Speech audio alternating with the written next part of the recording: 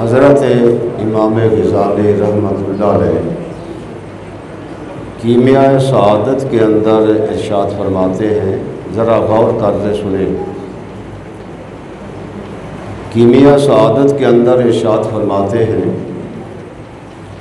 کہ اگر بندہ چاہتا ہے کہ میں ہمیشہ تندرست رہوں، بیماری سے بچا رہوں، تو وہ کیا کرے؟ وہ کم کھایا کرے، کیونکہ جب کم کھائیں گے معدہ صحیح ہوگا اور آپ بھی تندرست رہیں گے۔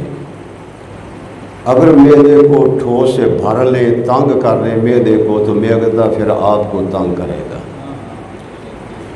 اس لیے اپنی صحت کا اگر تمہیں خیال ہے تو کم کھایا کریں۔ دوسری بات آپ نے یہ ارشاد فرمائی، اگر چاہتے ہیں کہ تمہارے روحانیت کے اندر قوت پیدا ہو، طاقت آئے، تو گناہوں سے بچیں۔ جتنا گناہوں سے بچیں گے آپ کی روحانیت کے اندر قوت پیدا ہوگی، طاقت آئے گی۔